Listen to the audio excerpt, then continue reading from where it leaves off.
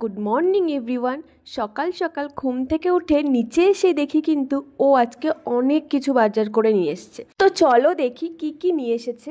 তো নিয়ে এসেছিল ইলিশ মাছ, তেলাপিয়া মাছ, লোটে মাছ, এটা কি সামুদ্রিক মাছ আমি জানি না। আর কিন্তু নিয়ে এসেছিল চিংড়ি মাছ। হ্যাঁ, সমস্ত কিছুই কিন্তু একদিনেই আমাকে রান্না করতে হবে।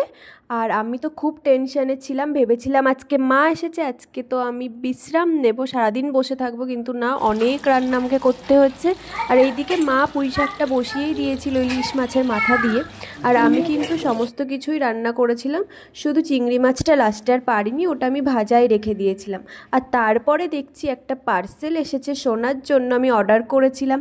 তোমরা সবাই জানো যে সামনেই জন্মাষ্টমী আসছে, তো সেই কারণেই আমি পাপানকে কৃষ্ণ সাজাবো, তো তার জন্যই কিন্তু এই জিনিসগুলো অর্ডার করেছিলাম। যেদিন থেকে আমি জিনিসগুলো অর্ডার করেছিলাম সেই দিন থেকেই কিন্তু খুব টেনশনে ছিলাম জিনিসগুলো কেমন আসবে, কোয়ালিটি কেমন হবে। কিন্তু জিনিসগুলো খুলে দেখার পর আমার কিন্তু সমস্ত ভয় টেনশন সব কেটে গেছিলো, কারণ জিনিসগুলো কিন্তু খুব সুন্দর ছিল আর কোয়ালিটিও খুব ভালো ছিল। আর প্রত্যেকটা জিনিস আমার খুব পছন্দও হয়েছিল।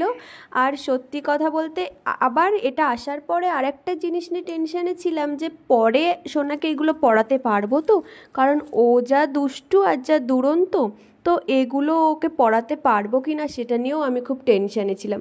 তো যাই হোক, জিনিসগুলো খুব ভালো এসেছিলো। আর রাতে কিন্তু রেডি হয়ে বেরিয়ে পড়েছিলাম বিয়েবাড়ি যাবোর জন্য। অনেক দিন পর একটা বিয়েবাড়ির নিমন্ত্রণ এসেছে, তো সেখানে তো যেতেই হবে। আর আমরা চলেই এসেছি বিয়েবাড়িতে। তো এখানে বেশি সময় থাকবো না, পাপানকে বাড়িতে রেখে এসেছি, এখানে কিছুটা সময় থাকবো, তারপরে খাওয়া দাওয়া করে কিন্তু আমরা বাড়ি ফিরে যাব। তো আমাদের খাওয়া দাওয়া হয়েও গেছে, এখন কিন্তু আমরা বাড়ি ফিরছি, অনেকটাই রাত হয়ে গেছে। বাড়িতে গিয়ে পাপানকে খাওয়াতে হবে, কারণ এখনও বড় হয়েছে, মা কিন্তু পাপানকে এখন আর খাওয়াতে পারে না। তো আমি বাড়িতে চলে এসেছি, এখন ওপরে গিয়ে শাড়িটা চেঞ্জ করে তারপরে কিন্তু আমি আবার নিচে গিয়ে পাপানকে খাওয়াবো। আমার আজকের ফুল লুকটা তোমাদের যাওয়ার সময় দেখাতে ভুলে গেছিলাম, তাই ভাবলাম এখনই একটু দেখিয়ে নিই। তো আমাকে কেমন লাগছে অবশ্যই জানিও। আর ভিডিওটা আজকে তাহলে এখানেই শেষ করছি। ভিডিওটা ভালো লাগলে অবশ্যই লাইক করে দিও। তো টাটা।